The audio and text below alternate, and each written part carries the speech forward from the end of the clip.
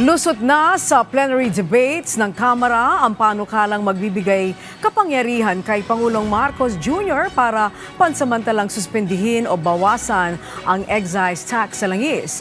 Safeguards o limitasyon tiniyak na nakasaad sa panukala. Si Bel Custodio sa sentro ng balita. The ayes have it. House Bill 8418 is approved on second reading. Congratulations. Madam Speaker.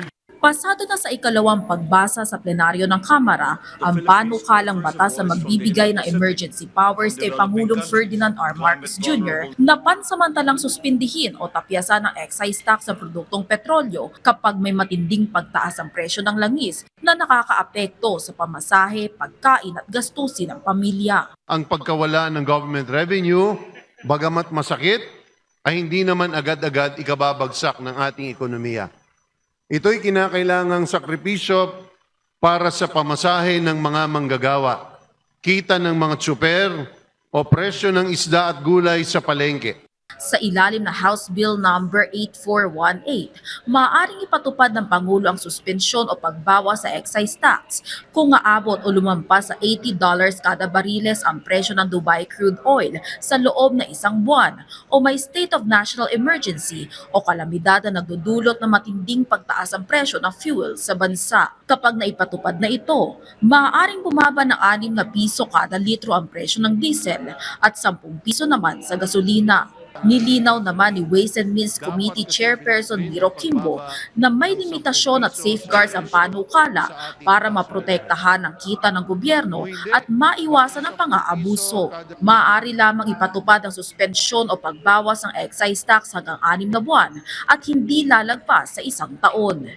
If government will not act today, the DOE has estimated that electricity, the most basic of commodities, could increase by at least 16%.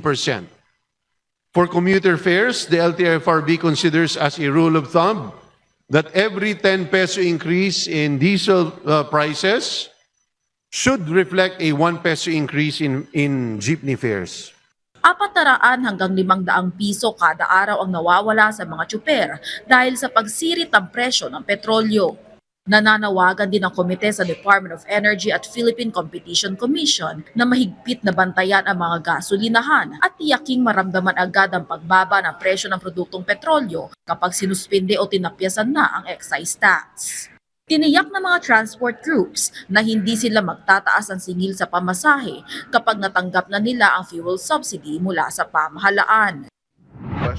Samantala, aprobado na sa House Committee on Appropriations ang House Bill number 8464 o Travel Tax Abolition Act of 2026. Layunin na panukala na papagaan ang gastos ng biyahe ng mga Pilipino at alisin na travel tax na matagal nang ipinapataw sa mga pasahero palabas ng bansa. Tiniyak naman ng Department of Finance at Department of Budget and Management na maghahanap ng kapalit na pondo para sa mga programang pinopondohan ng travel tax, kabilang ang para sa tourism, higher education at culture.